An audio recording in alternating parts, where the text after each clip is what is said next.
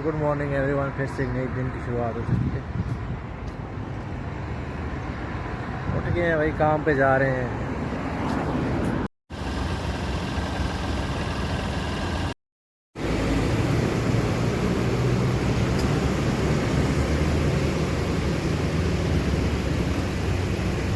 अपना इशारा बंद रखना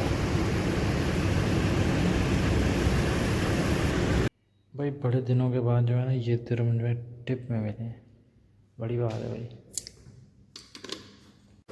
इसके मजे हैं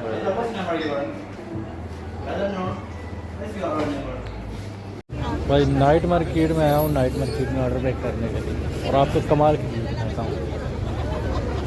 ये चेक कर कितने मज़े के, बहुत मज़े का डोगी है।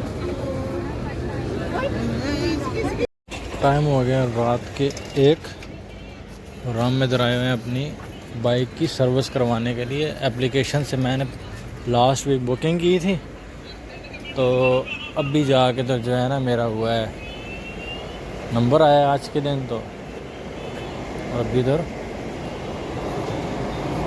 बुकिंग हुई हुई है, बाइक अपनी अंदर गई हुई है।